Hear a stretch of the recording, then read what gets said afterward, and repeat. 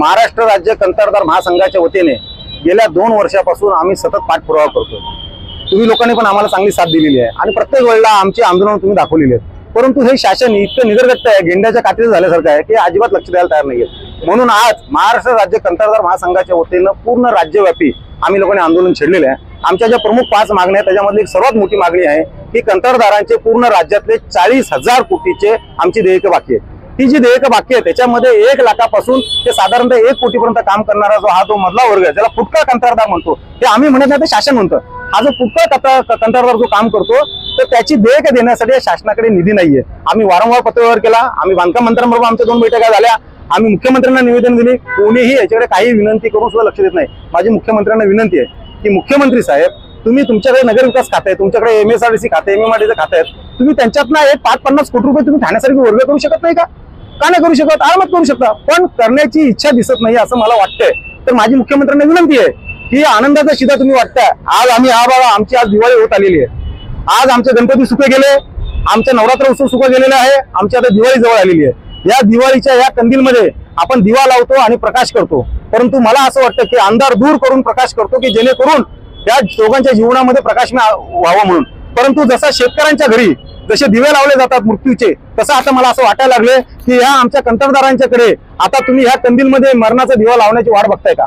तर साहेब, माझी तुम्हाला विनंती आहे की तुम्ही विकासाचं पर्व सांगताय, एकीकडे सांगताय तुम्ही की 10,000 कोटीची कामं, 50,000 कोटीची कामं, 60,000 कोटीचे निविदा तुम्ही प्रसिद्ध करून त्याच्या कार्यारंभ दिले। आपल्याकडे निधी नसताना तुम्ही जर तुमच्याकडे 100% निधी नाही तर तुम्ही निविदा काढताय का?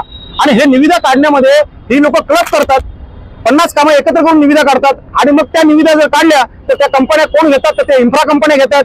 म्हणजे ह्या इन्फ्रा कंपन्या कुठून निर्माण झाल्या? आताच या 2-4 वर्षामध्ये इन्फ्रा कंपन्यांनी कुठली अशी कामं केली जी कामं केल्यात इन्फ्रा कंपन्यांचा? त्याचं ज्वलंत उदाहरण आहे सिंधुदुर्ग जिल्ह्यामध्ये त्या आपटेने जो पुतळा पडलाय, त्याच्यावरून तुम्ही लक्षात घेऊ शकता की ह्या इन्फ्रा कंपन्या लगेच तयार होतात, त्यांच्याकडे कुठला अनुभव नसतो आणि वर्षानुवर्षी जे काम करणारे कंत्राटदार आहे ज्यांच्याकडे अनुभव आहे त्यांना पेमेंट मध्ये देताना थकबाकी करून असं ठेवून द्यायचं। म्हणून आता आम्ही इकडनं आता चाललोय दुर्गा देवरीश्वरीच्या इथे जातोय, त्यांना आम्ही हा फराळ अर्पण करतोय आणि देवीला गाणं मानतोय की हे देवी आम्हाला याच्यातनं मुक्त कर। आणि धर्मवीर आनंद दिघेंचा हा जिल्हा आहे, मुख्यमंत्री त्यांचे शिष्य आहेत, तेव्हा मुख्यमंत्री महोदय जर तुमच्याकडे पैसे नसतील तर तुम्ही तसं सांगावं, या सरकारकडे पैसे नसतील त्यांनी सांगावं। अजितदादा पवार, तुम्ही आज या राज्याचे अर्थ खात्याचे मंत्री आहेत, तुमच्याकडे निधी नसेल तर सांगावं।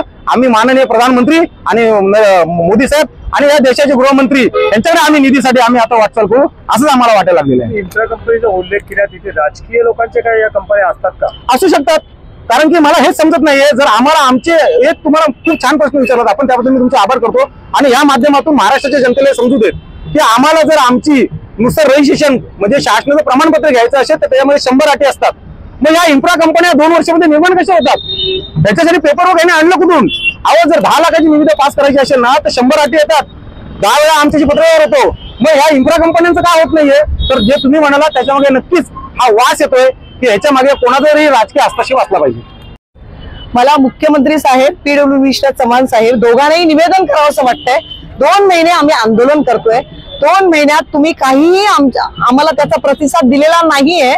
पण आता आम्ही तुम्हाला एक नम्र निवेदन करतोय की आम्हाला आता आत्महत्या करण्या वाचून दुसरा पर्याय आमच्याकडे राहिलेला नाही।